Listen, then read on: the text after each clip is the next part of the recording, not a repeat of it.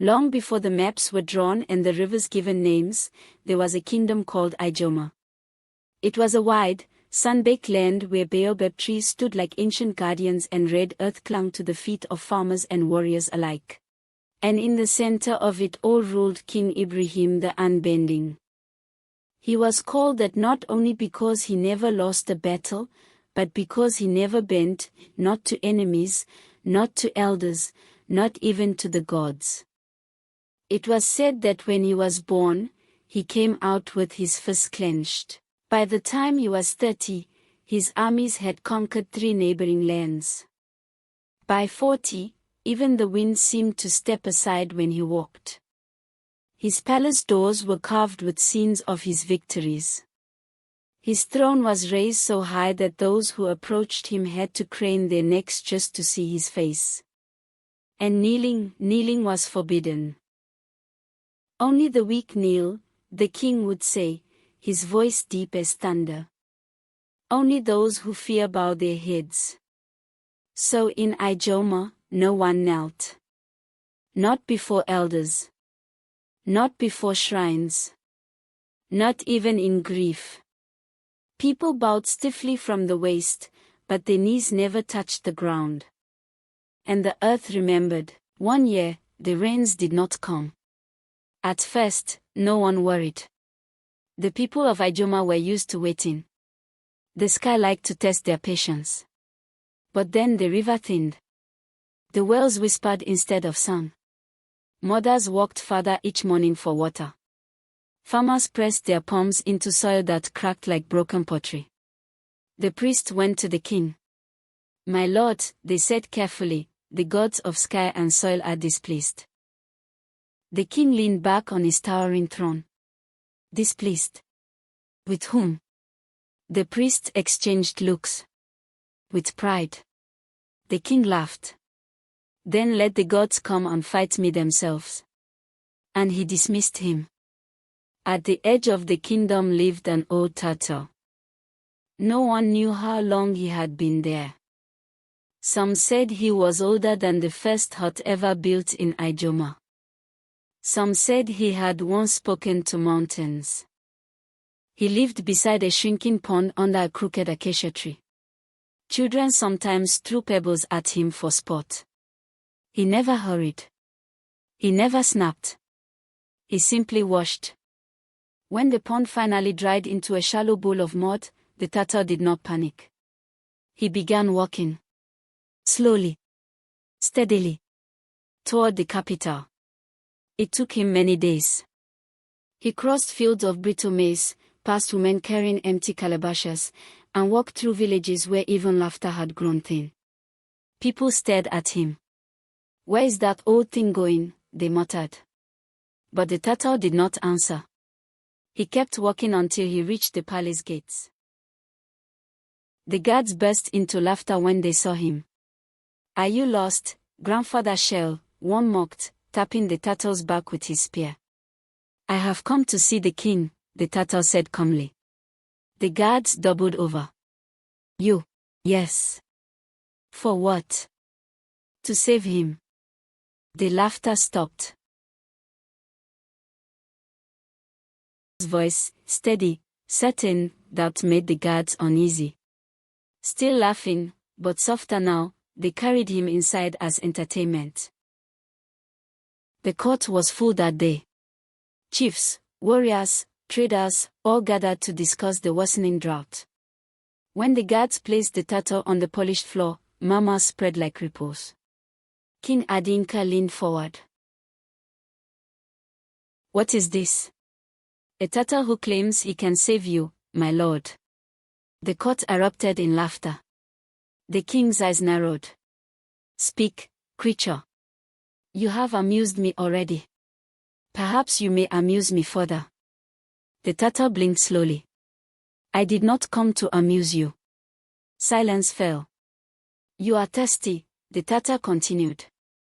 "Your people are hungry. Your land is cracking. And still you sit high above them." The king's jaw tightened. "Careful. The sky withholds rain not because it fears you," the turtle said, "but because you do not kneel." The word landed heavy in the hall. No one breathed. You dare, the king said softly, to speak that word in my court. I dare, said the Tatar, because the earth dares to dry. The king rose. If kneeling brings rain, then prove it. The Tatar nodded. Tomorrow at dawn. Bring your entire court. Bring your warriors. Bring your pride. And what will you do? The king demanded. I will show you what strength truly is. The next morning, the people gathered at the riverbed, now a ribbon of dust. The king stood in gold armor, his cloak bright even in the pale light. The Tatar stood before him. You say kneeling brings rain, the king said. Very well. Kneel. The Tatar did not move. You misunderstand, he replied gently. It is not I who must kneel. A murmur rippled through the crowd. The king's eyes flashed. I do not kneel. Then your people will continue to suffer. The king stepped closer, towering over the small creature. I have never knelt. Not in battle. Not before gods. Not before death. The Tatar looked up at him. That is why the sky waits.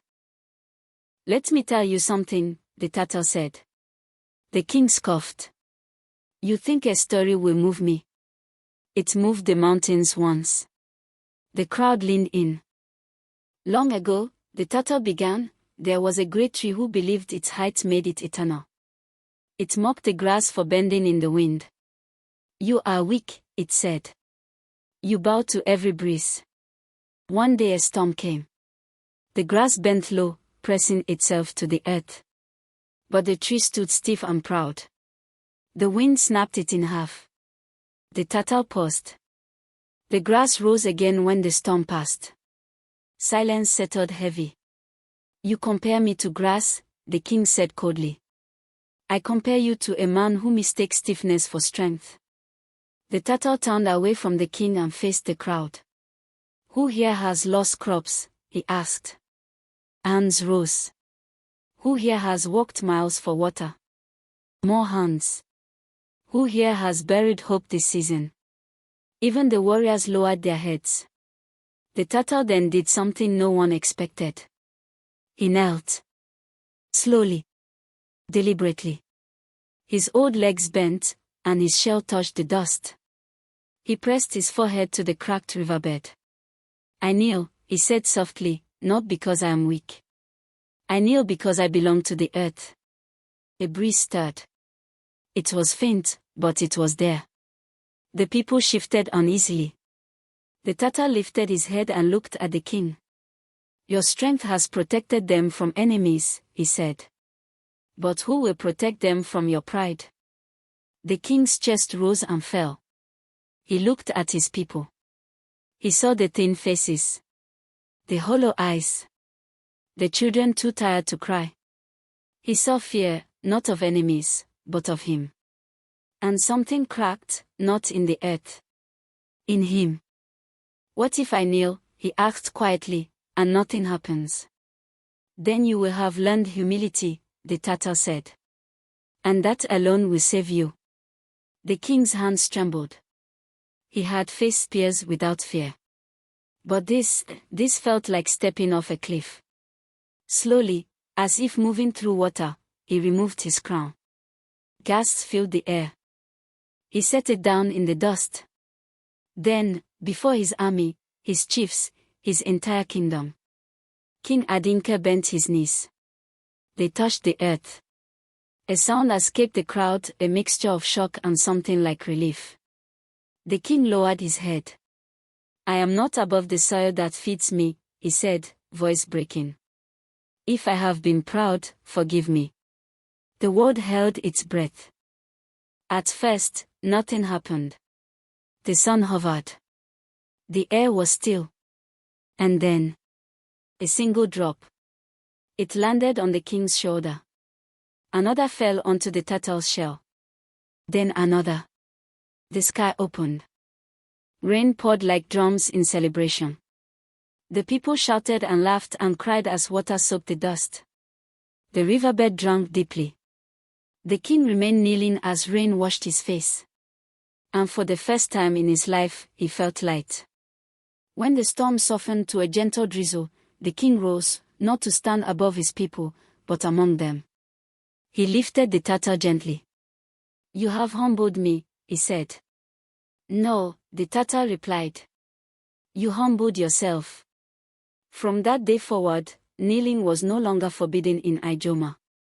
People knelt in gratitude. They knelt in mourning. They knelt before planting seeds. And the king, once called the unbending, became known as Adinka the Wise. He lowered his throne. He walked among farmers. He listened more than he spoke. And every year, before the first rains, he knelt at the river. Not because he feared the sky, but because he understood his place beneath it. As quietly as he had come, the Tatar left. He returned to the acacia tree, where a new pond had formed. Children no longer threw stones. They brought him fruit instead. Sometimes they would ask, "Grandfather Shell, did you truly teach the king to kneel?" The Tatar would smile in a slow way. "I only reminded him that even kings stand on borrowed earth." And when the wind rustled the leaves, it sounded almost like laughter.